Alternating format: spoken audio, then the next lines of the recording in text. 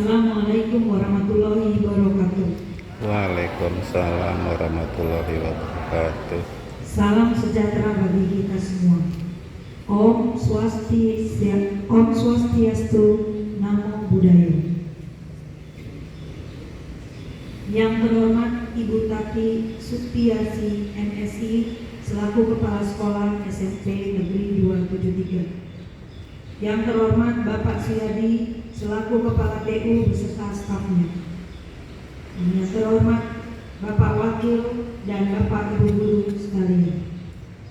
Yang saya cintai anak-anak kelas 7, 8, dan 9 SMP Negeri 273. Pagi ini Ibu akan menyampaikan amanat mengenai kedisiplinan dalam lingkungan belajar. Anak-anak, apakah kalian tahu arti disiplin? Pasti tahu, walaupun tidak semua.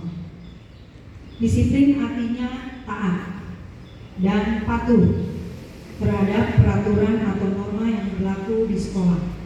Kan ada peribahasa mengatakan, di mana kaki dipijak, disitulah segala aturannya kita junjung. Ya, kedisiplinan tidak hanya dalam belajar, tapi khususnya menjaga lingkungan sekolah. Apa manfaatnya? Yang pertama, memudahkan proses belajar dan mengajar. Kalau kelas bersih, pasti belajarnya nyaman.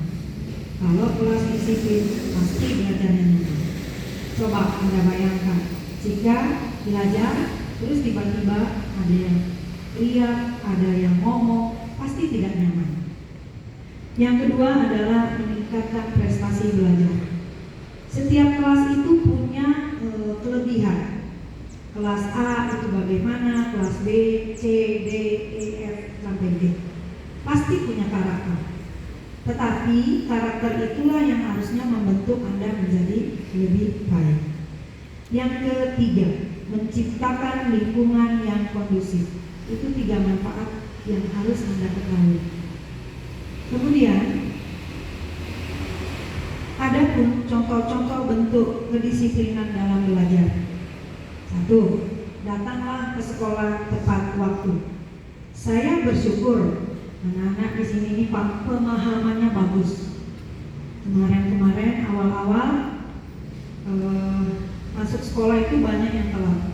Sampai di luar sana itu terasa banget dimiliki oleh kelas 2 SMP 273. Tapi belakang-belakang ini sudah mulai berkurang. Bagus anak-anak, terima kasih untuk pemahaman Anda dan pengertiannya. Yang kedua, yaitu Anda punya tugas di sekolah ini adalah belajar. Apa belajar apa? Ya semua. Kalau tidak salah 12 mata pelajaran. Itu yang wajib Anda pelajari. Dan biasanya setiap bidang studi punya tugas dan PR yang Anda harus lakukan. Dan itu harus dikumpulkan tepat pada waktunya. Yang ketiga, mematuhi peraturan sekolah. Peraturan sekolah itu sudah diberikan dan orang tuamu sudah tahu. Nah, apa yang Anda harus lakukan? Mematuhinya. Susah nak jadi orang-orang yang disiplin. Ya, kadang ada aja tuh yang menggosok-gosok supaya tidak ikut disiplin. Jangan ikutilah yang benar. Karena biasanya yang menggosok-gosok itu tujuannya adalah mengajak untuk menemani dia dalam menjalani sanksi yang diberikan oleh sekolah. Yang keempat, memiliki sifat sopan dan santun kepada guru dan teman-teman. Anak-anak, kalau di rumah itu bapak ibumu adalah orang tua kandungmu. Tapi kalau di sekolah itu adalah ibu bapak gurumu lah orang tua.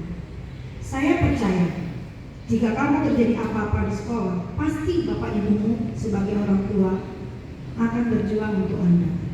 Jadi tolong deh, kebiasaan tidak sopannya dibuang. Ya, hormati dan hargailah gurumu. Mereka itu adalah orang-orang yang sangat berhati mulia untuk Anda. Tapi kalau Anda bandel, ya jangan salah kalau gurunya juga memberi sanksi. Karena kan anak bandel harus diperbaiki supaya tidak bandel. Nah, untuk menjadi siswa yang disiplin sadar bahwa sekolah ini bukan milik pribadi. Ingat ya, bukan milik pribadi. Jadi tidak bisa suka-suka. Misalnya ke toilet, air dibuang seenaknya. Maaf nih ya, sorry to say, pipis harus disiram. Kalau tidak disiram, kasihan kelas-kelas di samping, baunya kemana-mana. Jadi sekolah ini bukan milik perorangan, semua punya hak. Jadi harus disiplin. Dari mana timbulnya? Dari kesadaran Anda. Nah, selain disiplin, selain kesadaran, Anda juga kemauan untuk mematuhi peraturan dan tata tertib sekolah yang benar. Ya, jadi harus Anda mau. Selain dari sadar, harus mau apa? Mau berubah menjadi baik. Untuk kedisiplinan yang sudah berlaku di sekolah ini sudah cukup baik. Saya bangga loh. Kenapa? Ternyata pelan-pelan terjadi banyak perubahan. Apa perubahannya? Pertama, datang ke sekolah sudah banyak yang berkurang, tidak banyak yang telat lagi. Yang kedua, kebersihan kelas pelan-pelan Anda berubah menjadi bersih. Nah, yang ketiga, Anda pelan-pelan tumbler sudah mulai bawa semua. Walaupun masih ada sih 1-2, tapi tidak apa-apa. Itu akan berubah sendiri dengan melihat teman-temannya. Nah, yang keempat,